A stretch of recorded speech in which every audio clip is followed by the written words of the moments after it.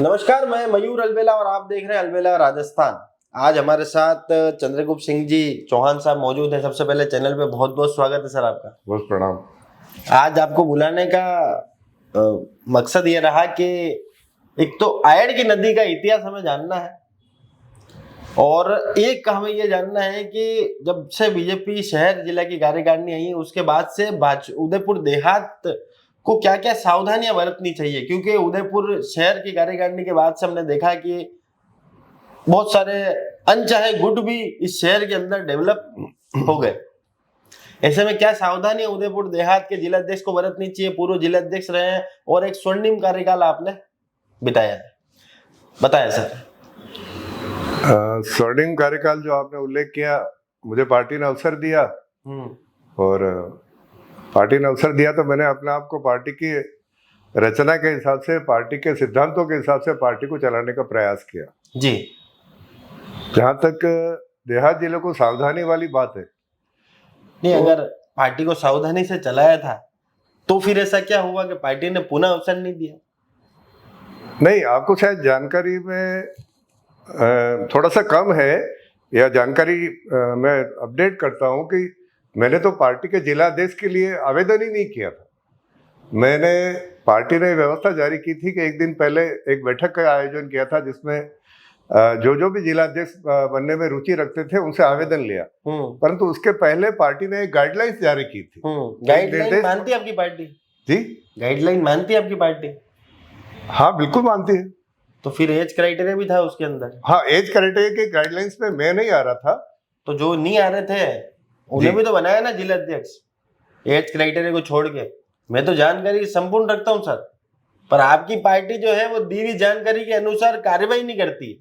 नहीं, मैं तो, आपने मेरे से प्रश्न किया इसलिए अपना बता सकता हूँ कि मेरी एज क्योंकि 60 वर्ष से कुछ अधिक हो गई थी जी, और पार्टी ने कहा कि 60 वर्ष से अधिक की आयु को हम जिला अध्यक्ष का दायित्व नहीं दे रहे, तो मैंने आवेदन नहीं किया। हालांकि मेरे कई सहयोगी साथी ऐसे थे जिन्होंने मुझे आग्रह भी किया और बल्कि दुराग्रह की हद तक आग्रह किया कि नहीं, आपको बनना है, आपका परफॉर्मेंस ठीक है और हम सब आपके साथ हैं, परंतु मैंने पार्टी के आदेशों की अनुपालना करते हुए अपना आवेदन नहीं किया जी। और अनेक लोगों ने आवेदन किया और अगले दिन जब राजेंद्र राठौड़ जी, प्रदेश के सबसे बड़े नेता हैं, वो जब आए थे हमारे उस बैठक में जी, उन्होंने जब पुष्कर तेली जी की जिला अध्यक्ष बनने की सूचना दी तो मैंने सबसे पहले उनका स्वागत किया। चलो ठीक है, पार्टी ने नया अपना नेता तय किया तो हम सब लोग मिलकर उनका साथ देंगे। जी, चलिए, एज क्राइटेरिया के हिसाब से आप कह रहे हैं आप फिट नहीं बैठते थे, पर एज क्राइटेरिया के फिट नहीं बैठने वाले नेता भी आज मुख्य करता धरता है। हालांकि उन्हें बधाई, अब तो बहुत लंबा समय हो गया, इस बारे में डिस्कशन करने का आप समय नहीं है। आज आप बताएं कि क्या आयड़ का इतिहास क्या है और क्या सावधानियां बीजेपी को आगामी। मैं तो सबसे पहले आपके इस लोकप्रिय चैनल के माध्यम से उदयपुर की जनता को बधाई देना चाहता हूँ जी कि इतनी इंद्रदेव की मेहरबानी उदयपुर मेवाड़ पर रही जी कि आज हमारा धरती माता का रोम रोम तर हुआ है जी। ठीक है, जब कुछ अच्छा होता है तो अच्छाई के साथ साथ कहीं न कहीं जब हम अच्छी लापसी खाते हैं ना तो उसमें कहीं न कहीं एक आधा दाना कड़वा आता है जी। तो ये कड़वा अनुभव आयड़ के फैलाव को लेकर लोग थोड़े से भ्रमित हो रहे हैं जी। मैं आपसे निवेदन आपके चैनल के माध्यम से स्पष्ट रूप से करना चाहता हूं कि आयड़ के किनारे हम लोग आकर बसे। आयड़ हमारे अंदर से निकली नहीं है। हाँ। आहड़ की सभ्यता है जी, और सभ्यता के किनारे जनजीवन और सारा लोग सेटअप होते हैं जी। तो आयड़ के किनारे, अब आप जैसे, मैं आप छोटा सा उदाहरण जिससे अपन स्पष्ट होती चीजें, शिल्पग्राम आप भी जाते हो, मैं भी जाता हूँ जी। शिल्पग्राम में एक मुक्ताकाशी रंगमंच है जी। मुक्ताकाशी रंगमंच परफॉर्मेंस का एक बेस है जी, जहां पर हम अपना बेस्ट परफॉर्म करने का प्रयास करते हैं, ठीक है। उसके साथ एक मंच बना हुआ जहाँ लोग आकर देखते हैं। होना ये चाहिए है कि कंसंट्रेट मंच पर हो जी। तो हमने मंच तो बना दिया जहां लोग बैठते हैं और जो मुक्ताकाशी जहां पर परफॉर्मेंस करनी है, तो मेरा कहने का मतलब है अपन ने छोटी चीज को बड़ा कर दिया, बड़ी चीज को सीमित कर दिया जी। आयड़ का ये नेचुरल फैलाव जी, आयड़ की इस बार लगभग 1 किलोमीटर की फैलाव रहा जी, ये इसका नेचुरल फैलाव जी। तो हमें पहले से इसकी सावधानी रखनी चाहिए थी। इसमें किसी भी एक एजेंसी को आप दोषी नहीं ठहरा सकते कि सरकार जी या जिसकी सरकार होती उसको जी। इसमें हर व्यक्ति कहीं न कहीं दोषी है, जिसके तुच्छ स्वार्थों ने मिलकर इस आयड के आसपास इतनी बड़ी पॉपुलेशन आज बैठा दी जी। और कहीं न कहीं उनके घरों में जब पानी भरा, मैं नहीं समझता कि बहुत ज्यादा अतिवृष्टि उदयपुर में हुई है, परंतु कहीं न कहीं आयड को लेकर उदयपुर का प्रत्येक जन चिंतित है। आयड सुंदर होनी चाहिए, आयड हमारी लाइफ लाइन है, निश्चित रूप से इसको और ठीक करने की जरूरत है। अगर फेसबुक खोल के देखो, इंस्टाग्राम खोल के देखो, तो कई तरह के मैसेज जो है वो वायरल हो रहे हैं।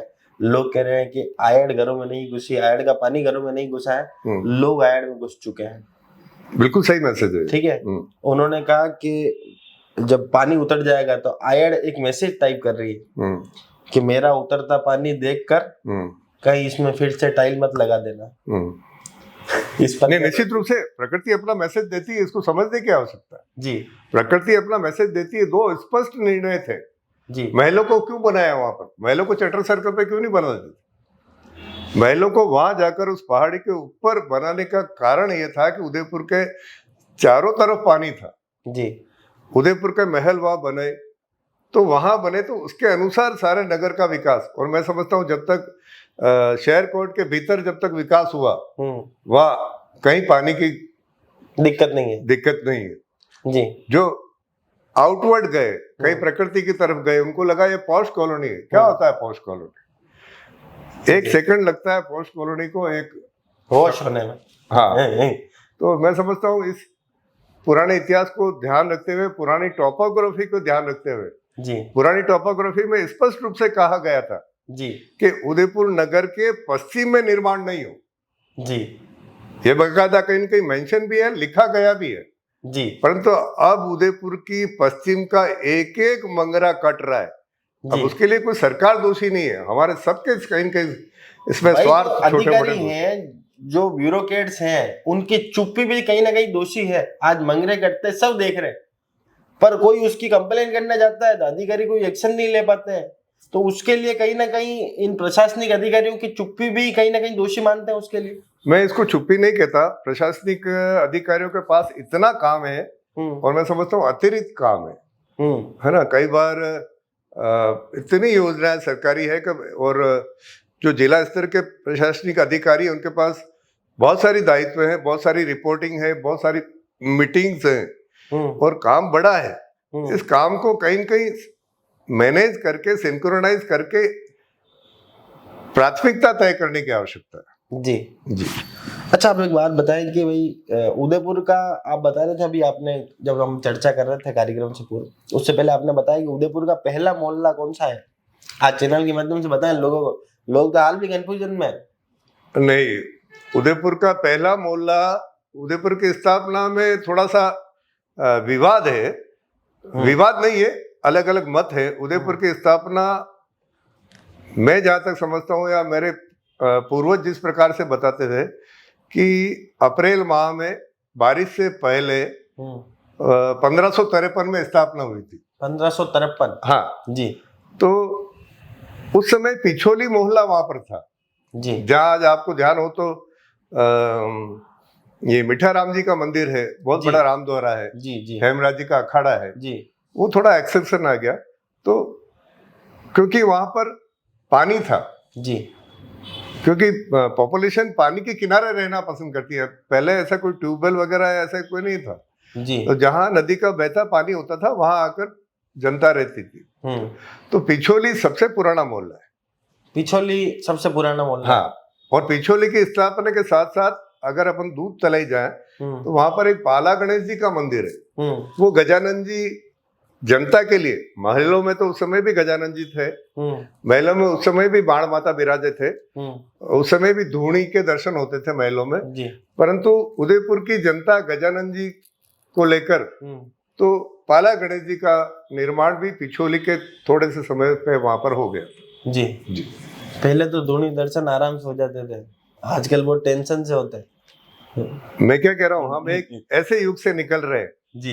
मयूर जी, आपका प्रश्न बहुत अच्छा है परंतु हम कहीं ना कहीं इसको हम एक ऐसे युग से पास आउट हो रहे हैं, क्योंकि ऐसा नहीं है कि ये जो आज है वही दुनिया है जी।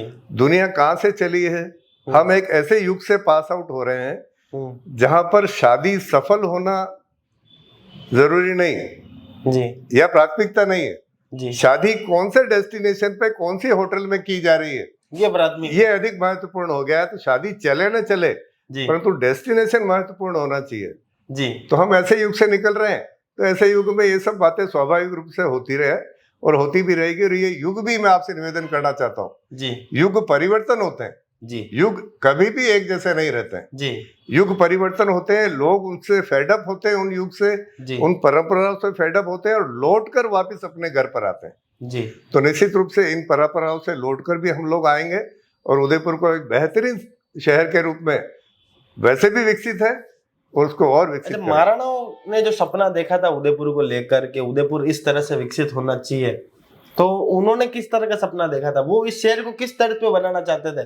भाई उस समय भी तो कोई ना कोई ऐसा बड़ा शहर होगा जिसके तर्ज पर हम उदयपुर को डेवलप करना चाहते होंगे।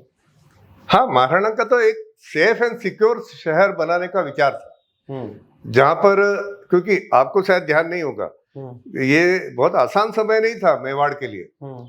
जब उदयपुर की स्थापना हुई थी तो इधर से तो मुगल हमारे पे आक्रमण कर रहे थे, इधर से मराठा हमारे पर आक्रमण कर रहे थे, इधर से मालवा की तरफ से भी हमारे पे आक्रमण हो रहे थे। अभी भी आप डिफरेंशिएट करें, अभी भी आप देखें उदयपुर या विशेष तौर से मेवाड़, तो बांसी, बोहेड़ा, कानोड़, भिंडर, ये वाला जो क्षेत्र है ये वो दूसरे क्षेत्र की तुलना में अधिक विकसित है जी। उसका कारण केवल ये है कि इधर से आक्रमण कम हुए, इसीलिए कानोड़ आक्रमण हुए देबारी से हुए, आक्रमण देबारी से हुए, ओके है ना, आक्रमण इधर से हुए, गोगुंदा से हुए। तो ये एरिया क्योंकि हम लड़ाई में ही लग गए, लड़ाई में ही लग गए तो हम वो विकास नहीं कर पाए। आज आप कानोड़ घूम कर देख लो, कानोड़ में इतने मंदिर हैं, इतने भव्य प्रसाद वहां पर है। तो मैं आज आपको आपके चैनल के माध्यम से कहना चाहता हूँ, आने वाले 50 साल बाद कानोड़ और भिंडर के जो मंदिर हैं वो विश्व स्तरीय मंदिर के रूप में परिवर्तन होंगे और सारा का सारा टूरिज्म उन मंदिरों को देखने आए। इस सवाल और विशेष तौर से एक और मैं आपको जानकारी दे दूं, वृंदावन थे, वृंदावन आज विश्व की सबसे पूजनीय नगरी कहलाती है, जिसको ब्रजभूमि कहते हैं। 84 कोस में वो सारी ब्रिज आता है जी। तो विष्णु सबसे पहले, विष्णु भगवान विष्णु का जो अवतार है सबसे पहले मेवाड़ में आए। अच्छा, सबसे पहले वृंदावन से ही पहले? हाँ, वृंदावन तो वृंदावन तो 5000 साल पुराने हैं। कृष्ण से पहले विष्णु यहाँ पर थे। ओके। हाँ, हरिहर जी का मंदिर देख लीजिए, आप कभी जाने का अवसर मिलेगा आपको।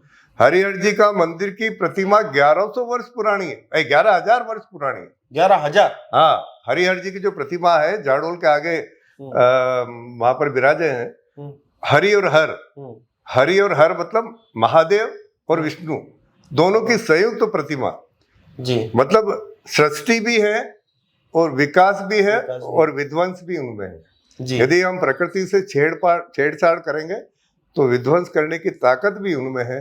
इस प्रकार। और जहां तक आपने इस सवाल के बारे में पूछा, इस सवाल में कृष्णयावड़ जी, अब उसका नाम कृष्णयावड़ कालांतर में पड़ा। वो घसियार सिन्हा जी से बहुत पहले वहां पधार गए थे।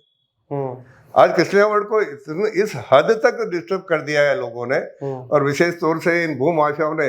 इनको क्या है, कहीं पर भी प्लॉट बेचने। अब ये संसाधन है, मोबाइल है आपके पास, मेरे पास भी है, इसका हम सदुपयोग कर सकते हैं।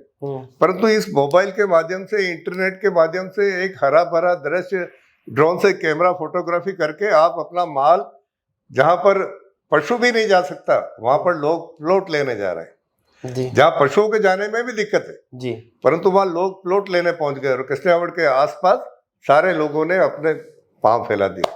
और अगर आप कृष्ण के आसपास या इस ईश्वर के स्थान के आसपास आप शराब का सेवन करते हैं, आप मांस खाते हैं, तो इससे बड़े पाप के भागीदारी आप नहीं होते। और ये पाप के जब भागीदारी होते हैं तो कहीं न कहीं प्रकृति ये इस प्रकार का रूप दिखाती जो आज आयड में हमको देखने को मिलता। तो मतलब एक्चुअली ये जितने जने ने, अभी हमने देखा कि हल्दी घाटी में भी एक तरह का रोड निकलने के कारण जो है हकीम खान सूर साहब की जो मूर्ति थी उसके साथ भी छेड़खानी की गई, इस पर क्या प्रतिक्रिया आपकी? नहीं, बिल्कुल ठीक नहीं है, बिल्कुल ठीक नहीं है। अब मैं भारतीय जनता पार्टी का एक सामान्य कार्यकर्ता हूँ, कर्मठ कार्यकर्ता हूँ। हकीम खान सूर की स्थापना, मूर्ति की स्थापना भारतीय जनता पार्टी के काल में हुई। चाहे वो मोती मंगरी हो, चाहे वो हल्दी घाटी हो।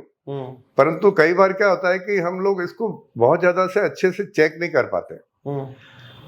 और भी कई बातें हैं, और मैं समझता हूँ हकीम खान सूर की भव्य प्रतिमा बने, क्योंकि हकीम खान सूर के नेतृत्व में चेटक की जो पलटन मस्जिद है, उसको पलटन मस्जिद आज की तारीख में कहते हैं, वहां पर वो पलटन जो हकीम खान के नेतृत्व में आई थी, वो वहां पर रुकी थी। ओके।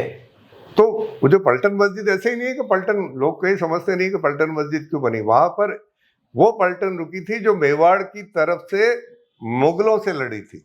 तो कहीं न कहीं हमें उनकी भावनाओं का सम्मान करते हुए हकीम खान की मूर्ति यदि कहीं न कहीं इधर उधर की जाती है तो वो उचित नहीं है, उसका हम लोग भी विरोध करते हैं। जी। अच्छा, और कुछ उदयपुर के बारे में कुछ ऐसी जानकारी जो आज भी, क्योंकि आयड़ का जो फैलाव था वो कहाँ तक था? नहीं, और मैं आपको बताऊं कि शहर कोर्ट का निर्माण, इसको शहर कोर्ट का हम क्या करते हैं, जैसे आपका ये कार्यालय है, तो इसमें भी आपने अपनी एक रेडियस तय की है कि भाई मेरे कार्यालय ये इतने फ्लोर पर इस एरिया में रहेगा, ये आपकी रेडियस हो गई। अब पास में किसी और का ऑफिस है, आप उसके अंदर अपना कैमरा नहीं रखेंगे, उसके अंदर अपना पोस्टर नहीं लगाएंगे। तो शहर के लिए हमने एक परिधि तय की थी कि ये शहर कोर्ट है, इसके भीतर लोग रहे, अलग अलग, और सारा समाज रहे, एक और नहीं। महाराणा का राज था तो केवल राजपूत नहीं रहेंगे, सर्व समाज के लोग अलग अलग। महाराणा को नजदीक यदि ब्राह्मणों की आवश्यकता है तो ब्रह्मपुरी का निर्माण हुआ। महाराणा के पास महावतों की आवश्यकता है तो हाथी चलाने के लिए तो माहौतवाड़ी की स्थापना हुई। इस हिसाब से सारी चीजों के सारे, मतलब हर समाज के लिए चिन्हित स्थान भी थे, स्थान भी तय किए, हर समाज के लिए मंदिर भी बनाए, हर समाज के लिए नौहरे भी बनाए। जी। तो हमें कहीं न कहीं उसी परंपरा पर आगे बढ़ना चाहिए था, परंतु हम क्या हो गए, पैसों के आधार पर आगे पीछे होने लग गए। जिसके पास ज्यादा पैसा वो तो इधर चला जाएगा, जिसके पास ज्यादा पैसा इधर चला जाएगा। जी। मुझे याद आ रहा है, मैं आपके चैनल के माध्यम से बताना चाह रहा हूँ जी कि ये फतेह सागर की पाल पर जो टाया पैलेस आप देखते हैं ना जी, महाराणा भगवत सिंह जी मेरे दाता के बहुत अभिन्न मित्र थे। अच्छा। मेरे दाता उनकी निःशुल्क सेवा करते थे, नौकरी करते थे जी। उनको लगता था ये मेरे मालिक है, मैं इनकी सेवा करूं जी। तो उन्होंने मेरे दाता को कहा कि जोत सिंह, ये जो टाया पैलेस है ना, मैं तेरे को दे रहा हूँ, नहीं तो सरकार ले लेगी। अच्छा। और मेरे दाता ने कहा नहीं होगा, मुझे टाया पैलेस नहीं चाहिए, मुझे गणेश घाटी पे मकान आपके पूर्वजों ने हवेली दे रखी है, वो मेरे लिए पर्याप्त है। जी। तो कहीं न कहीं हमें भी संतुष्ट होने की आवश्यकता है, संतुष्टिकरण के आधार पर हमें चलने की आवश्यकता है। जी। देहात भाजपा की स्थिति खराब ना हो शहर की तरह, उसके लिए क्या सुझाव देना चाहेंगे? कार्यकारिणी किस तरह से विकसित होनी चाहिए, उसके लिए क्या सुझाव देना चाहेंगे? क्योंकि आपने काफी बारीकी से महसूस करा है चीजों को 3 साल तक, कि भाई कहाँ किस तरह की कमी है, क्या सुझाव देना चाहेंगे? नहीं, भारतीय जनता पार्टी कुछ सिद्धांतों के आधार पर काम करती है। भारतीय जनता पार्टी में जो मुख्य सिद्धांत है वो है सामूहिक निर्णय। भारतीय जनता पार्टी का अध्यक्ष होने का मतलब नहीं, मैं किसी पे नहीं कह रहा, एक सामूहिक निर्णय, और जिसको अब लोग उस सामूहिक निर्णय को कोर ग्रुप का नाम देने लग गए। वैसे वो सामूहिक निर्णय वाली श्रेणी में आता है। बैठक करके, चिंतन करके, मनन करके यदि कोई काम निकल कर आता है तो निश्चित रूप से उसका फल सुखदायी होता है।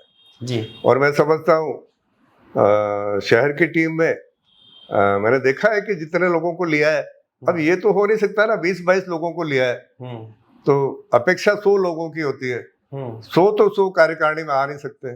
ठीक बात है। तो 22 लोगों को लिया है। किसी ग्रुप को टारगेट करके काम करने की जो मंशा थी, एक किसी पूरे ग्रुप को टारगेट किया गया, उसमें से बहुत से ऐसे चेहरे थे जो उस कार्यकारिणी में फिट बैठते थे, उम्र की उस तकादे में भी थे, कार्यकारिणी में फिट बैठते थे। पर नहीं, कार्यकारिणी के लिए तो किसी उम्र की आवश्यकता नहीं है, केवल जिला अध्यक्ष के लिए आवश्यकता थी कि उसका वो 60 साल के ऊपर आयु के नहीं हो। परंतु मेरी निगाह में मैंने जहां तक देखा है कि जितने भी पदाधिकारी बने हैं वो सब वर्कर हैं, ऐसा मैंने अनुभव किया है। क्योंकि मैं तो पार्टी का काम वर्षों से कर रहा हूँ और मैं सब लोगों को जानता हूँ जी। तो पार्टी में अनुभव, परंतु मैं आपको फिर ये कहना चाहता हूँ कि कई बार स्थानों के अभाव पर हम प्रत्येक व्यक्ति को संतुष्ट नहीं कर सकते। पार्टी में बहुत सारे दायित्व हैं और आने वाले भी जी। अनेक मोर्चे हैं, पार्टी पे अनेक प्रकल्प आते हैं। जो कार्यकर्ता उसको छोटे से प्रकल्प को भी यदि बहुत सिद्धता से करता है जी। अभी मुझे पार्टी ने पर्यावरण का एक काम मेरे जिला अध्यक्ष जी पुष्कर तेली जी ने दिया था कि दादा ये पर्यावरण में आपकी रुचि भी है और आप इस काम को देखिए। तो मैं आपको बताना चाह रहा हूँ कि राजस्थान के समस्त जिलों में उदयपुर देहात जिला वृक्षारोपण और पर्यावरण संरक्षण में प्रथम स्थान पर रहा था। तो कहीं कहीं व्यक्ति को कोई छोटा काम भी दे और वो अपनी उपयोगिता सिद्ध करता है तो पार्टी यही चाहती है। ठीक है, मतलब अच्छा काम कर रहा हो और पार्टी के लिए उपयोगी हो उसको स्थान मिलना चाहिए कार्यकारिणी। निश्चित रूप से मिलना भी चाहिए, मिलेगा भी सही, ऐसा मेरी मान्यता जी। तो ये थे चंद्रगुप्त जी जिन्होंने स्पष्ट करा कि आयड का क्या स्वरूप था, पुराना उदयपुर शहर किस तरह का था, पार्टी का नया स्वरूप किस तरह का होना चाहिए। इन्होंने तमाम बातें आज यहाँ पर करी। आप भी कमेंट बॉक्स में जरूर बताइए चंद्रगुप्त सिंह जी की बात आपको कैसी लगी। जय हिंद, जय भारत, जय मेवाड़।